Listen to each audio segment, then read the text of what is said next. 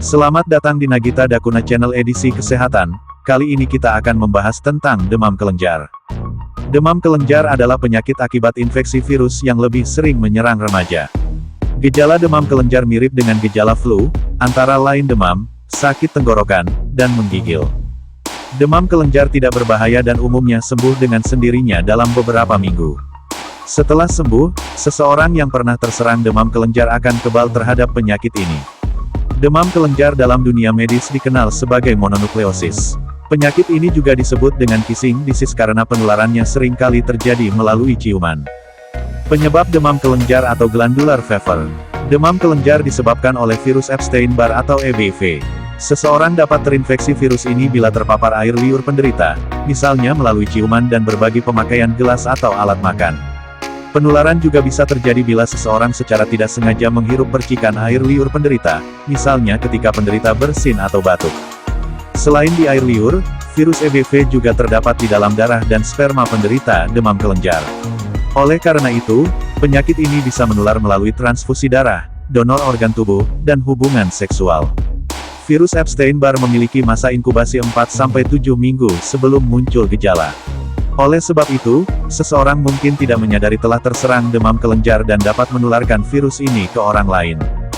Beberapa penelitian menyebutkan bahwa demam kelenjar dapat menular ke orang lain sampai 18 bulan setelah penderita sembuh. Demam kelenjar bisa terjadi pada siapa saja, tetapi penyakit ini cenderung menyerang remaja di awal usia 20-an. Gejala demam kelenjar atau glandular fever. Gejala demam kelenjar biasanya muncul 4-6 minggu setelah seseorang terinfeksi virus penyebab penyakit ini. Pada sebagian penderita, gejalanya cenderung ringan, bahkan tidak tampak sama sekali. Gejala awal demam kelenjar menyerupai gejala flu, yaitu sakit kepala, sakit tenggorokan, demam dan menggigil, lemas, nyeri otot. Setelah 1-2 hari, akan muncul gejala lain berupa pembengkakan kelenjar getah bening, kulit dan bagian putih mata menguning atau penyakit kuning. Muncul ruam merah seperti pada campak, di wajah atau bagian tubuh lain, timbul bintik merah di bagian langit-langit mulut, perut tidak nyaman akibat pembesaran limpa. Kapan harus ke dokter? Periksakan diri ke dokter bila gejala di atas berlangsung lebih dari 10 hari atau apabila mengalami sakit tenggorokan yang tidak tertahankan lebih dari 2 hari.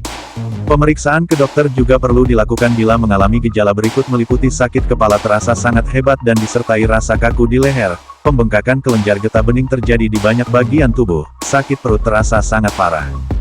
Diagnosis demam kelenjar atau glandular fever. Sebagai permulaan, dokter akan menanyakan gejala dan riwayat kesehatan pasien.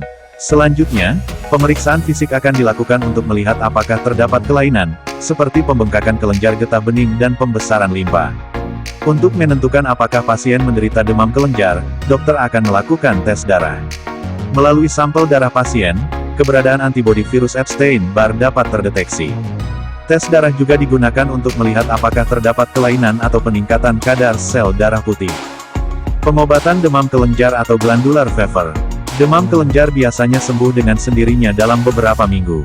Dalam kurun waktu tersebut, pasien disarankan melakukan perawatan mandiri di rumah untuk meredakan gejala. Perawatan yang dilakukan antara lain: beristirahat yang cukup, berkumur dengan air garam, banyak minum air putih, mengonsumsi makanan bergizi seimbang, mengonsumsi obat pereda nyeri, seperti parasetamol. Perlu diketahui, istirahat yang cukup akan mempercepat proses pemulihan. Oleh sebab itu, jangan terburu-buru melakukan aktivitas berat agar demam kelenjar tidak kambuh kembali. Konsultasikan dengan dokter mengenai waktu yang tepat untuk kembali beraktivitas.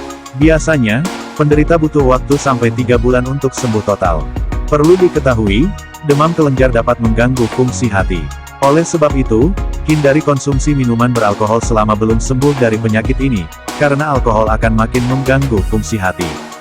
Komplikasi demam kelenjar atau glandular fever. Demam kelenjar umumnya tidak tergolong serius. Meski demikian, beberapa penderita bisa terserang infeksi sekunder di amandel, tonsilitis atau sinusitis.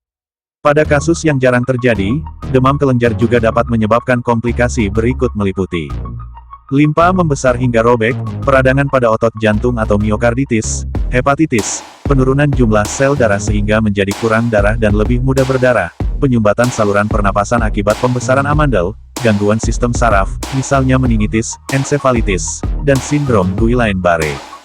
Pencegahan demam kelenjar atau glandular fever. Seperti telah dijelaskan di atas, demam kelenjar menular melalui air liur. Oleh sebab itu, pencegahannya adalah dengan menghindari kontak dengan air liur penderita. Cara yang dapat dilakukan adalah jangan berciuman dengan orang yang menunjukkan gejala demam kelenjar, hindari berbagi penggunaan gelas, alat makan, dan sikat gigi dengan orang lain, pastikan untuk selalu menjaga kebersihan diri, termasuk rajin mencuci tangan. Salam sehat, sampai jumpa di video selanjutnya. Terima kasih.